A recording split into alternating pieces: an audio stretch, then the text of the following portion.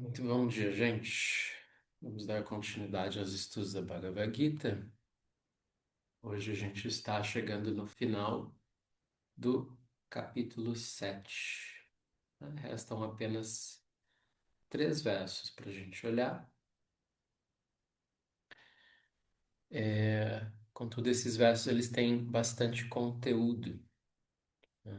Então, uma parte desses versos a gente vai esclarecer agora na própria leitura dos versos, e uma parte desse conteúdo ele vai se esclarecer no início do capítulo 8.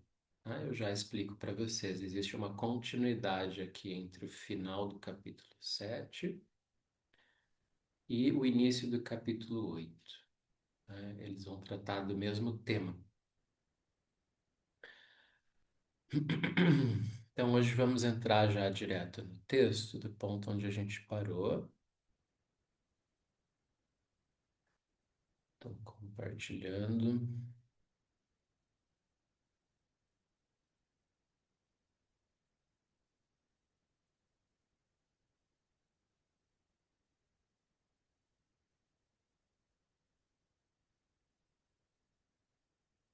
Tudo bem. Só lembrando um pouquinho os temas deste capítulo, né? Então, o capítulo 7 ele trata da apresentação, digamos assim, da natureza de Deus e das maneiras através das quais uma pessoa pode conhecer Deus. Esse é o tema principal. É que Krishna ele explica que ele é tanto o mundo manifesto, todas as coisas que nós percebemos, seja o nosso corpo, a natureza ao nosso redor, tudo isso que a gente chama de mundo em que a gente habita, ele pode ser compreendido como sendo uma manifestação de Deus, né? Portanto, Deus é o mundo, Deus está no mundo. E isso configura o que a gente chama de natureza imanente de Deus. A imanência quer dizer justamente isso, né? Deus presente no mundo. Deus sendo o mundo, né? Ou o mundo sendo Deus. E Krishna explica aqui nesse mesmo capítulo que também existe uma natureza transcendente, né? Também existe esse entendimento de Deus enquanto uma natureza espiritual pura, eterna e imutável, para além de toda essa trama do devir, né? Das coisas do mundo que estão sempre em mutação, em transformação, né? Então, para além dessa história que acontece no tempo, das coisas se modificando no mundo, existe essa natureza espiritual absoluta, eterna, imutável, que é o aspecto transcendente de Deus. E Krishna aqui nesse capítulo, ele diz que todas essas esses aspectos da sua natureza, tanto imanente quanto transcendente, são formas através das quais uma pessoa pode se relacionar com Deus e conhecer Deus. No entanto, ele destaca o fato de que, frequentemente, esse mundo, né, ele oculta a natureza de Deus. E aí ele traz essa noção de Maya, né, que é justamente isso. Os acontecimentos do mundo, eles produzem um tipo de encantamento e despertam em nós, né, motivações materiais, egóicas, de tal modo que esse encantamento, né, por essa trama do mundo, acaba muitas vezes ocultando a natureza de Deus. E aí Krishna, nesse mesmo capítulo, ele fala sobre os tipos de pessoas que, de um lado, né, existe um grupo de pessoas que estão completamente inebriadas por essa maia. Essas pessoas estão interessadas em continuar nesse estado de inebriamento com os fatos do mundo. E, portanto, essas pessoas elas se distanciam da busca pela realização de Deus. E Krishna vai falar de um outro grupo de pessoas que, de alguma maneira, em suas vidas, elas estão fazendo um movimento de aproximação de Deus. E um dos critérios que Krishna coloca, né, aqui para distinguir essas pessoas que se afastam de Deus das pessoas que se aproximam de Deus é o exercício da bondade ou o exercício da maldade. Né? Então ele traz ali, né, que essas pessoas que se aproximam de Deus são as pessoas que de alguma maneira se dedicam a sukritam, tá? Que seriam boas ações, ações virtuosas, ou o cultivo da bondade de diferentes maneiras. E as pessoas que se afastam dele, ele coloca ali, né? Isso acontece devido a dushkritam. Dushkritam significam ações vis, ações más, né? Então, isso é o que afasta a pessoa da realização de Deus.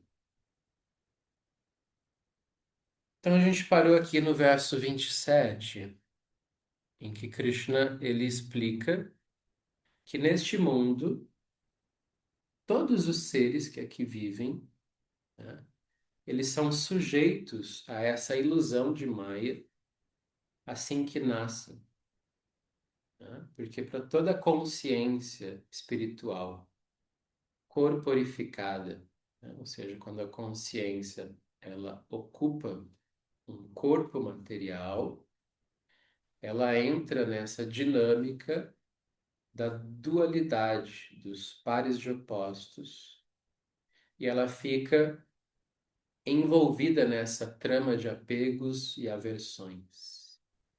E isso começa desde muito cedo. Desde, assim, da vida de um bebezinho, a gente já vai perceber, né, que essa dinâmica de apego e aversão começa a rodar ali. Então, o verso 27, ele diz isso, né? Então, por esse encanto, né, dos pares de opostos, nascido do apego e da aversão, ó Arjuna, os seres são submetidos a um estado de ilusão assim que nascem, né? Então foi esse o ponto onde a gente parou, né? E aí então ele segue para o verso 28 dizendo o seguinte. Então, aí retomando aquilo que eu acabei de falar sobre a importância do exercício da bondade ou da virtude. Então aí ele diz assim: porém, os praticantes de ações virtuosas, cujos pecados cessaram, eles são libertos da ilusão dos pares de opostos e eles me adoram, firmes em sua determinação. Então, de novo, o que acontece aqui, né? Krishna reforça que o que torna possível para uma pessoa a realização espiritual, a realização de Deus, é a prática da virtude. Tá? A virtude, ela é chamada em sânscrito de punya. Tá? Essa aqui é a palavra punya. Então, punya karmanam significam ações virtuosas, né? Então, Krishna está dizendo que essas ações virtuosas, elas suprimem os papas. Tá? O que que são os papas? Os papas são as nossas falhas, os nossos erros acumulados. Tá? E esses falhas e erros são aquilo que, aqui nessa visão, né, mantém a nossa consciência limitada, numa condição obscura.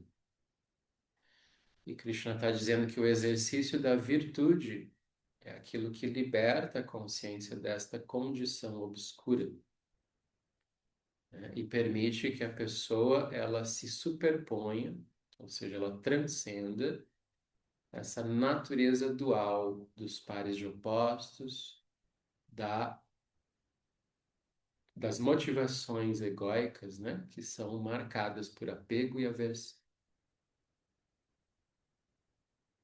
Então, por isso ele diz, né, os praticantes das ações virtuosas, cujos pecados cessaram, né, são libertos da ilusão dos pares de opostos. E por conta disso, essas pessoas se voltam para Deus. Tá? Krishna coloca isso como uma coisa natural. Ele diz que o exercício da bondade, o exercício da virtude, cria na pessoa uma inclinação espontânea de buscá-lo, de se dirigir a Deus. E aí por isso ele diz: essas pessoas adoram-me. Tá? A palavra adora, tá? Que a gente tem aqui no inglês, que é o worship, no sânscrito é o bhaja. Né? Bhajante mam, quer dizer, adoram-me. Né? Drida vratar, firmes nesse propósito, firmes nessa determinação.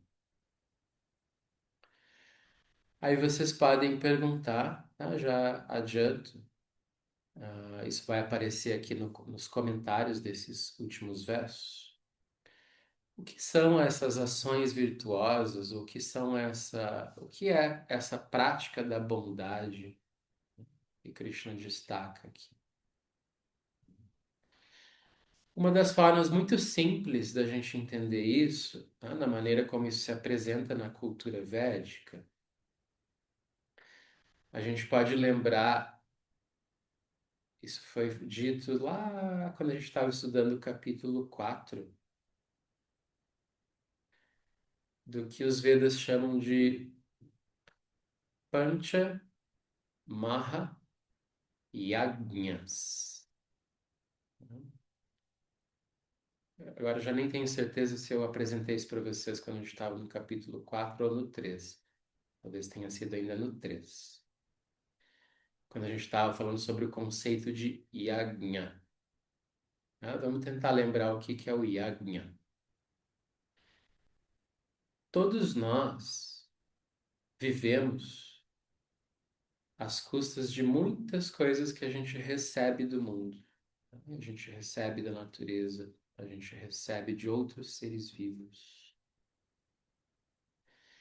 Portanto, a gente está intricado, né, numa rede de interdependência. A minha vida depende de todas essas coisas que a natureza e o trabalho de outros seres vivos me proporcionam. Portanto, é meu dever reconhecer isso que eu recebo e oferecer algo em troca. Né? Ou seja, se eu recebo tanto, eu também tenho o papel de oferecer algo para o mundo. Então, yajna é a ideia dessa oferenda. Todos os seres existem cumprindo seus yajnas, ou seja, fazendo as suas oferendas uns para os outros. Né? O sol está fazendo o seu yajna de oferecer calor e luz, proporcionando a vida. A chuva está cumprindo o seu yajna de irrigar, né, a natureza, os solos, nutrir as plantas, fazer com isso com que os alimentos possam brotar da terra. A terra, por sua vez, faz esse yajna, né, de oferecer os seus nutrientes para que as plantas e os alimentos frutifiquem. As pessoas trabalham, né, prestando seus serviços para que a ordem social se cumpra e as necessidades de todas as pessoas possam ser atendidas. Ou seja, tudo que existe, existe cumprindo um yajna, fazendo uma oferenda ao todo. E o que que é a virtude do ponto de vista védico, né? É o ser humano que ele está devidamente comprometido com o seu yajna. Ele não se omite, ele não se abstém do cumprimento do seu yajna. E quais são os 5 principais yajnas do ser humano? Vamos dar uma olhadinha nisso aqui de novo. Deixa eu sair dessa compartilha e colocar aqui na tela um outro. Peraí, aqui.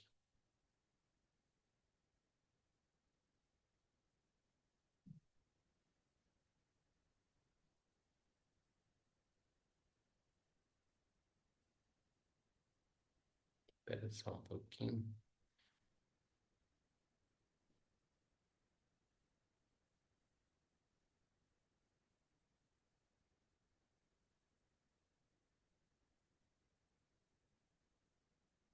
Só encontrar uma forma de compartilhar isso aqui sem deixar de ver vocês na tela.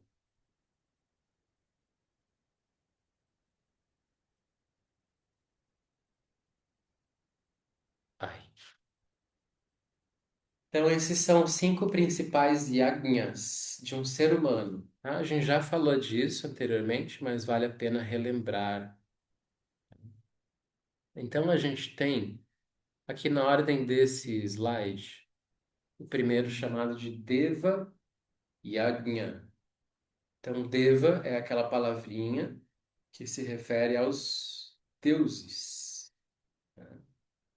Então, o que acontece, né? Na cultura védica, todas as forças da natureza, todos os elementos da natureza que atuam, né, compondo a dinâmica da natureza, eles são representados na forma de devas, né, que são como se fossem deuses.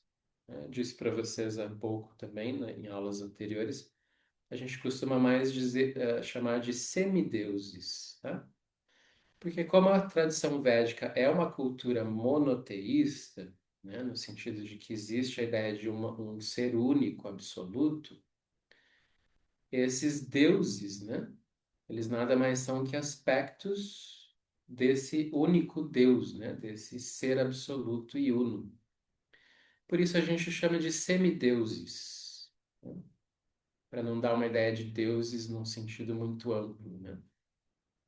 Quem são esses semideuses? Tá? Os mais comuns, os mais reverenciados na cultura védica. O Sol, a Lua, os outros planetas, tá? Como Marte, Júpiter, Saturno. Né? São também semideuses. O elemento fogo, o elemento água, o elemento terra, o ar, o espaço, né? E vários outros. Tá? Tudo que existe na natureza, vocês vão encontrar correspondência num semideus. E o que acontece? Os Vedas consideram que é um dever do ser humano, é uma virtude para o ser humano, ter respeito e veneração a esses devas, tá? Que para nós, traduzindo isso para uma cultura como a nossa, né? Que a gente não vê a natureza nesse formato de deuses, né? Ou semideuses, se trata mais do que, nada menos, né? Do que a gente ter reverência e respeito por todos os constituintes da natureza que a gente habita, né? Então, a gente pode ter respeito pela presença do sol, pela presença da lua, pelo fogo, pela água, pela terra, por todas as coisas que formam a natureza, né? Então, isso é o Deva Yajna. Em seguida, aqui a gente tem o Pitra Yajna, tá? Esse Pitra se refere à ideia dos nossos ancestrais, tá? Nossos pais, avós e todas essas pessoas que vieram antes de nós, inclusive as pessoas mais velhas, tá? Que não necessariamente sejam pessoas do nosso parentesco sanguíneo, mas todas essas pessoas mais velhas, tá? Como também todas elas devem ser consideradas como se fossem nossos pais e mães, também como nossos professores. Então, o Pitri Yajna é prestar respeito e cuidado para com os mais velhos. Essa é uma outra virtude, né? É um yajna essencial para a vida de um ser humano. O terceiro é chamado de Bhuta Yajna, tá? Então, Bhuta aqui se refere aos outros seres vivos diferentes dos humanos, tá? No caso, os animais e as plantas. Então, é um dever do ser humano, tá? É uma virtude do ser humano respeitar e cuidar dos animais e das plantas. Depois a gente tem o Manushya Yajna. Então, esse Manu, eu já falei para vocês em outros momentos, né? Tem a relação com o humano. Então, Manushya quer dizer a humanidade. Manushya Yajna é o nosso compromisso, o nosso cuidado com os outros seres humanos, de uma maneira geral agora, né? Com toda a sociedade humana. Isso implica em, por exemplo, eu seguir uma ética de conduta, respeitar as leis, né, da sociedade em que eu vivo, cooperar para o bem-estar de todos os seres humanos,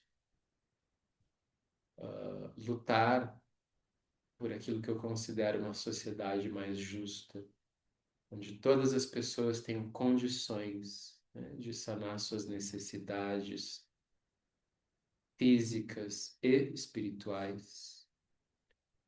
Tá? Então, essa dedicação, né, à sociedade humana é o Manushya Yajna. E, por fim, a gente tem o Brahma Yajna.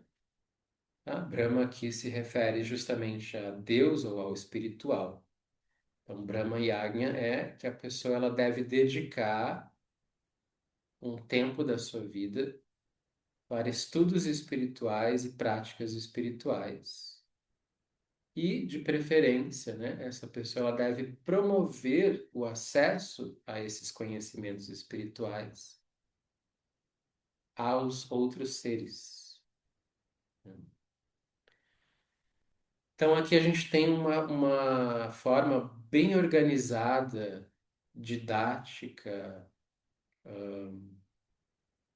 para orientar, né, a nossa vida dentro disso que Krishna está chamando de Sukritam, ou seja, o exercício da bondade, né? Ou Punya Karmanam, que são as ações virtuosas, né? Então, se eu quero saber, como que eu pratico ação virtuosa, né? Como que eu posso ter certeza de que eu estou praticando essa bondade que Krishna diz que faz com que a pessoa vá gradualmente se aproximando dele, né?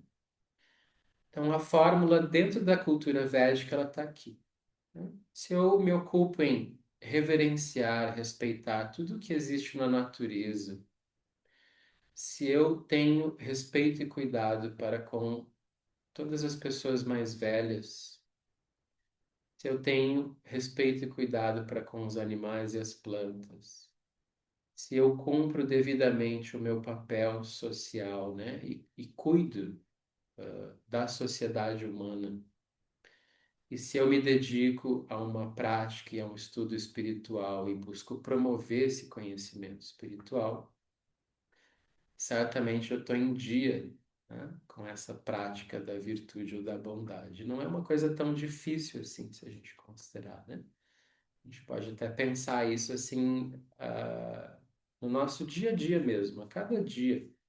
A gente acorda e pensa, como que eu vou praticar um pouquinho de cada um desses cinco hoje, né? E vocês vão ver que não é tão difícil assim, né? A gente pode ocupar todos os nossos dias colocando um pouquinho de cada um desses cinco yagnas, né? Na forma como a gente vive o dia, ok? Deixa eu fechar agora esse, e aí a gente volta. Então é isso que Krishna trouxe aqui, né? Os praticantes das ações virtuosas, que justamente por praticarem essas ações virtuosas, né, vão eliminando os efeitos dos seus papas, dos seus erros, das suas falhas passadas. Eles vão se libertando da ilusão dos pares de opostos e por isso eles se inclinam a adorar-me, firmes em sua determinação. Vamos agora aos últimos dois versos desse capítulo, e aqui a gente vai ser rápido, porque, como eu disse para vocês, o tema vai ser melhor explorado no início do capítulo 8, né? Aqui Krishna ele vai dizer quais são algumas das formas através das quais as pessoas podem conhecê-lo. E aí então vamos ler aqui esse 29 e 30. Krishna diz assim: aqueles que tomam refúgio em mim e esforçam-se pela liberação da velhice e da morte, né? Então ele coloca aqui, tá? Jara é a velhice, né? Ela é considerada um dos sofrimentos universais, né, para todos os seres vivos, né? Porque todos os seres vivos ocupam corpos que vão envelhecendo, né? E por estarem envelhecendo, vão adoecendo até chegar na experiência da morte, né? Então, Jara, o envelhecimento, e Mara, que é a morte, né, são dois tipos de sofrimentos universais. Por melhor que seja a vida de um ser humano, né, a gente pode pensar, esse ser humano teve tudo de melhor na vida: riqueza, beleza, força, saúde, fama, amor, né, tudo, né, que você pode imaginar. Ainda assim, essa pessoa envelhece, adoece e morre. Ou seja, esse é um sofrimento inevitável para todos os seres, né? Então, por isso, quando Krishna fala sobre liberação, né, que é moksha, vejam uma palavra aqui em sânscrito, moksha quer dizer libertar-se, né? Jara Marana, do ciclo, né, que nos obriga a continuarmos ocupando corpos que envelhecem e morrem, né? Que a gente lembra que na cultura védica nós estamos presos numa espécie de ciclo, né, de samsara. Então, toda vez que a gente nasce, a gente é obrigado a passar por esse mesmo ciclo de envelhecer e morrer, né? E a cultura védica, ela concebe a possibilidade de que a consciência espiritual se liberte desse ciclo, de ter que ficar toda vez entrando num corpo, testemunhando o envelhecer e o morrer desse corpo, aí entrando em outro corpo, de novo ter que testemunhar o envelhecimento e a morte do corpo, né? Então Krishna diz isso: aqueles que tomam refúgio em mim. e esforçam-se pela liberação da velhice e da morte, aí ele diz assim: eles compreendem completamente o que é Brahman, ou seja, o espírito. Depois, Adhyatman, o que é a autorrealização. E Karma, o que é a ação, tá? E aqui eu já adianto, né? No caso, ele está falando aqui da ação que ata, a ação que prende a pessoa nos ciclos, né? De nascimentos e mortes. Fiquem com esses três pontos, porque Arjuna vai retomar isso. No início do capítulo 8, ele vai perguntar para Krishna, bem direto assim, ele diz, Krishna, o que é Brahman? Depois ele vai dizer, Krishna, o que que é esse Adhyatma que você está dizendo aqui, que aparece como autorrealização, né? E ele vai dizer, Krishna, o que é o karma? Né? Por isso que eu não vou ficar respondendo isso agora, tá? Krishna mesmo vai responder nos versos iniciais do capítulo 8. Depois Krishna continua dizendo: e aqueles que conhecem-me como associado, tá, à figura de Adhi-Huta, Adhi-Daiva e Adhi-Yagna, tá? São três conceitos aqui também. Estes também, com suas mentes fixas em meditação, conhecem-me mesmo na hora da morte. Então, baseado também nessa fala aqui de Krishna, Arjuna, no início ali do capítulo 8, vai seguir a pergunta, tá? Ele vai perguntar bem nessa ordem aqui, ó. Ele vai perguntar o que é Brahman, o que é o Adhyatma, o que é o Karma. Aí o Arjuna vai seguir perguntando, e Krishna, o que que é esse Adhibhuta? O que que é esse Adhidaiva? E o que é esse Adhyagnya? E depois ele completa ainda. E como uma pessoa pode conhecê-lo na hora da morte? Tá? Essa vai ser exatamente a pergunta de Arjuna que inicia o capítulo 8. E então Krishna vai responder a essa fala que ele teve aqui, tá? Ele vai explicar o que é exatamente esses, ó, 6 conceitos e culminando com a explicação de como uma pessoa pode conhecê-lo na hora da morte. Ok? Esse é o tema para as nossas próximas aulas. E com isso aqui a gente finaliza o capítulo 7. Ok?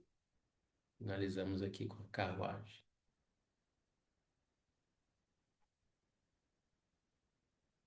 Alguma questão, gente? Comentários?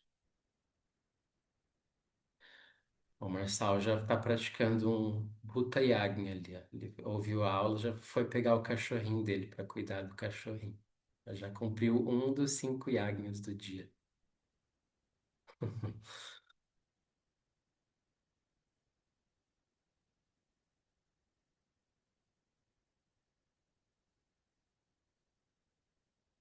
Nenhuma questão hoje? Estão tranquilos? Essa, bom dia.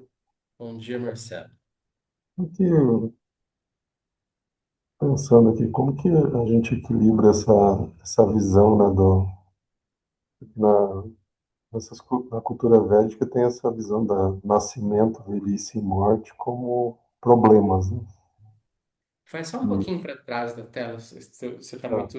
Isso aí, agora estou te vendo melhor.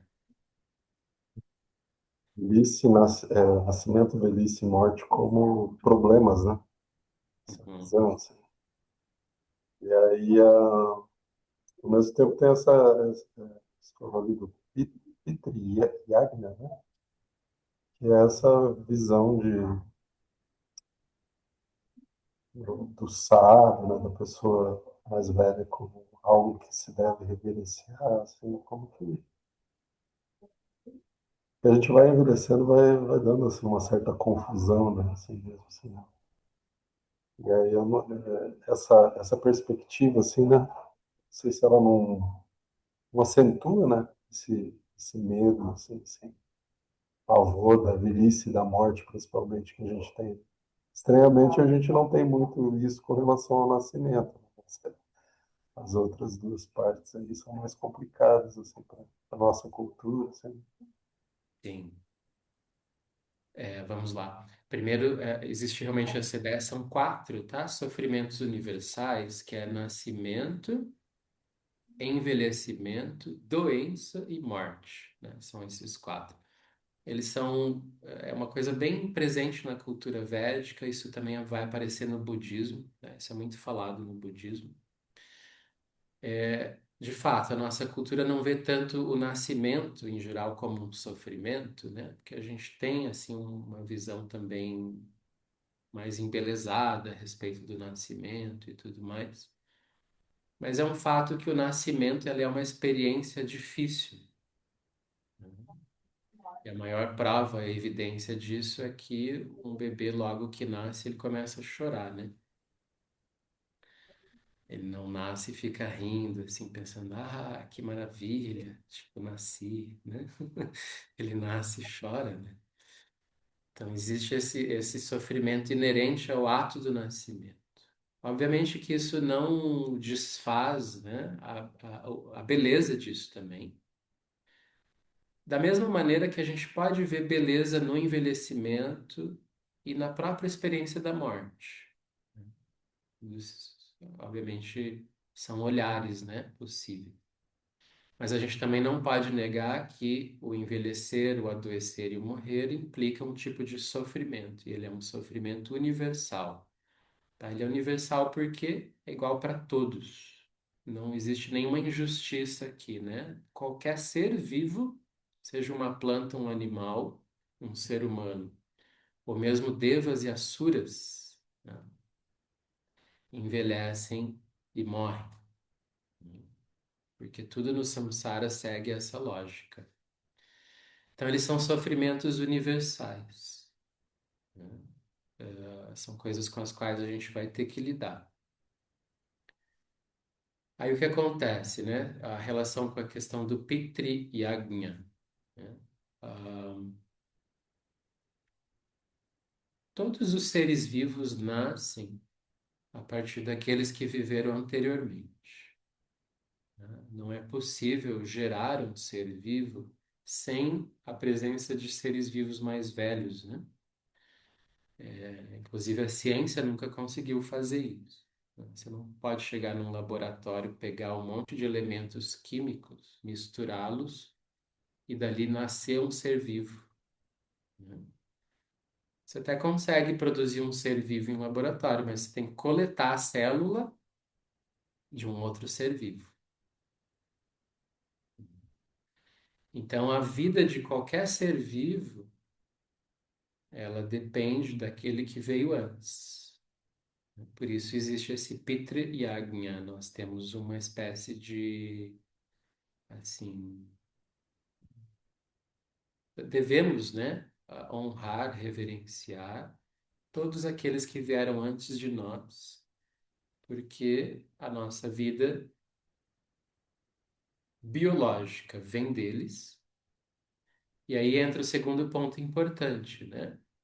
A gente não nasce nesse mundo e já começa a atuar uma autossuficiência. A gente nasce em condição de extrema dependência. Então a gente vai precisar receber cuidado, a gente vai precisar receber nutrição e a gente vai precisar receber, acima de tudo, educação. Nenhum ser humano sobrevive sem receber algum nível de educação. E da onde vem isso tudo, né? O cuidado, a nutrição, a educação. Vem dos mais velhos.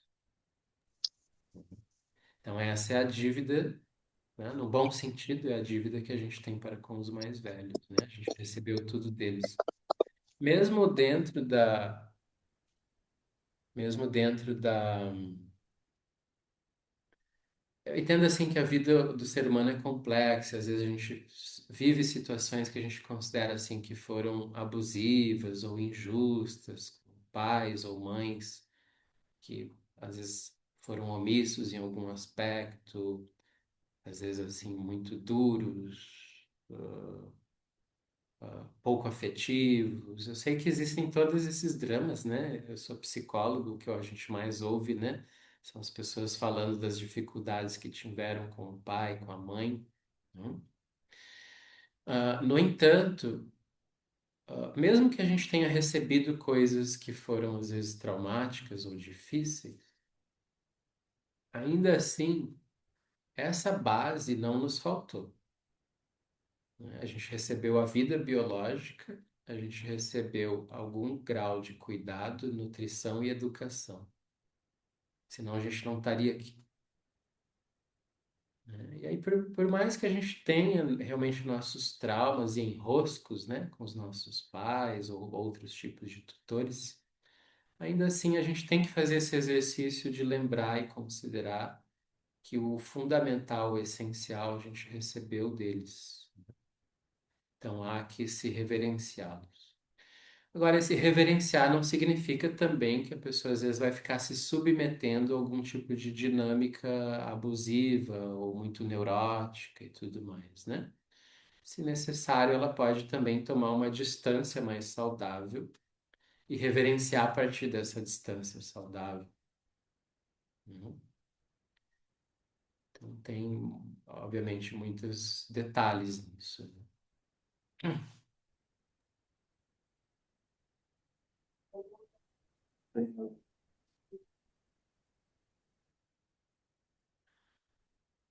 Alguém mais gostaria de compartilhar? Hoje eu não vou poder fazer meu Bhuta Yagna. Eu termino a aula com vocês, eu saio para passear o meu cachorro.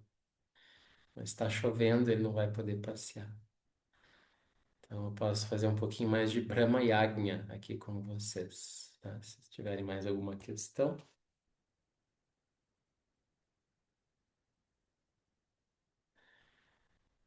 tá bom por hoje? Então tá legal, gente. Seguimos na quarta-feira que vem. Uma boa semana para vocês. Abraços. Obrigada, Marta. Obrigado. Obrigada. Tchau, Marra. Tchau, pessoal. Ah, tá molhado?